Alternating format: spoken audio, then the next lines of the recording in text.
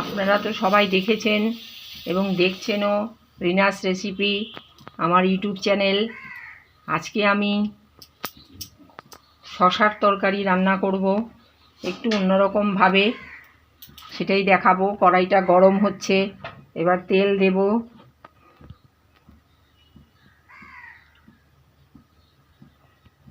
গরম হোক, ফোড়ন দিয়ে তারপর আমাকে রান্নাটা করতে হবে। তেল গরম হয়ে গেছে, এবার প্রথমে কালো সর্ষে ফোড়ন দিচ্ছি। ফোড়নের একটা সুন্দর গন্ধ বেরোবে, তার জন্য মিক্সিতে লঙ্কা, কাঁচা লঙ্কা আর আদা বেটে নিয়েছি।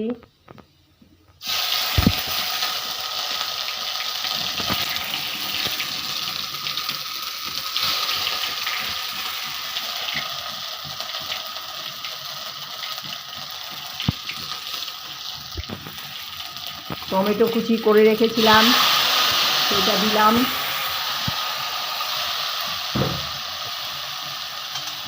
আগে এই চিনিতে মিশ্রণ করছি ভালো করে নেড়ে কড়াইতে।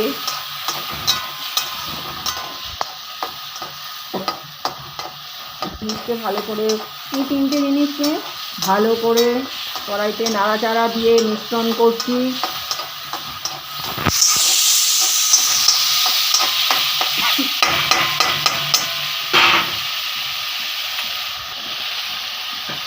লঙ্কা আর আদা বাটার ঝাঁজ একটু আসবেই।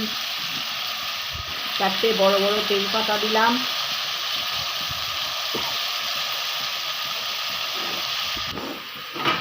আবার নাড়ছি, তেজপাতার একটা সুন্দর গন্ধ বেরোবে, এগুলোই দিলাম তেজপাতা। খুব সহজ রান্না, যে রান্না জানে না, কোনোদিন করেনি, সেও এটা করতে পারবে। আর প্রচণ্ড গরম পড়েছে, এখনও বৃষ্টি আসছে না সেরকমভাবে।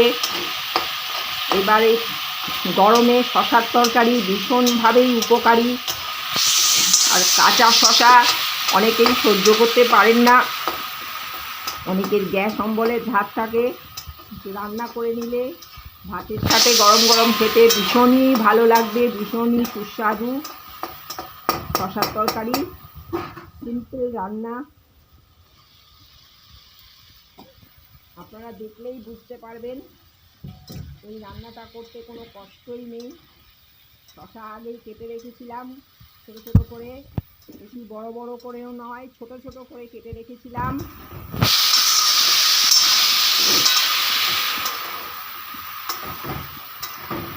এবার এগুলোকে সব একসাথে করে নাড়ছি।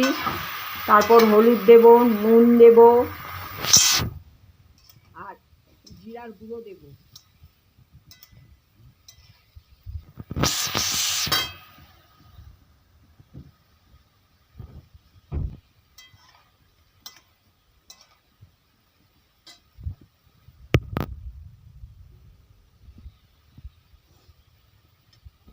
এবার বন্ধুরা নুন দেব।